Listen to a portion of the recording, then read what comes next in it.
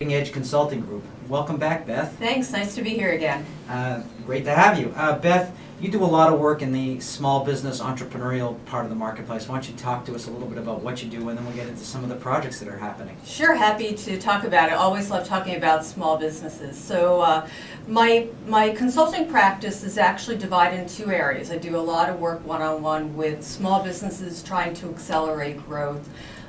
And the other half of what I do focuses on helping companies through doing training. So I run training programs. I've run programs with the state of Massachusetts.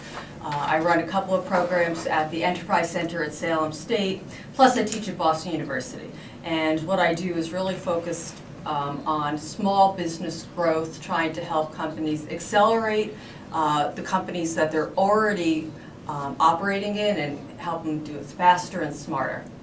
You know what you brought up. You say you do training and consulting, and having myself being exposed to both of them, they're two totally different worlds, and I don't think clients always understand the difference between the two.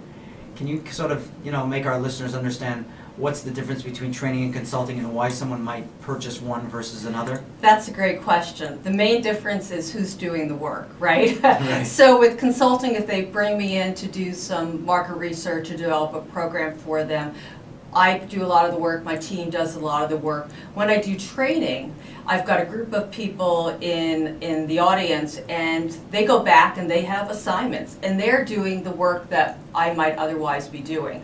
And there's a lot of benefit to that, because when they're doing it, there's a whole learning process that goes along. So just as if I'm either going to teach them how to fish or give them fish, it's the same theory. And so when I consult, I try to make sure they can then further what they're doing and continue it. But reality is, when in the training program, they're really much better equipped to do this on their own in the future. Does the training have follow-up components to it? After each class or in total? What do you mean? Either. I mean, is there, is it a one-time training, or is there follow-up to make sure that that what was being taught is actually being utilized? So the best training classes that happen are the ones where they're over a period of 2 to 3 months. So every other week there are assignments. They come back, they have to do some market research, or they have to look at their numbers and understand how they're impacting sales, business growth, operations.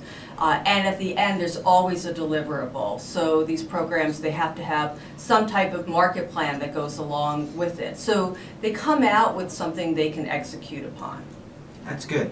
So have you noticed the difference in the marketplace over the last year or so in terms of consulting? I think things are much better. I've worked with small businesses for so long that I've seen the highs and the lows. And of course, the last recession was a massive low.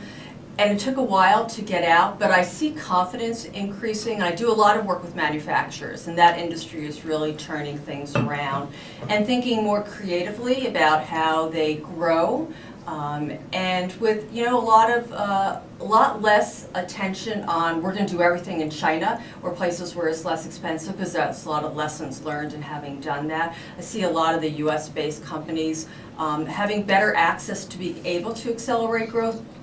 Not just because they're better at what they're doing, they're more efficient and lean, but because competition is starting to lessen from China, because people are realizing it may be less expensive to be able to manufacture over there, but you pay a price for that. Right.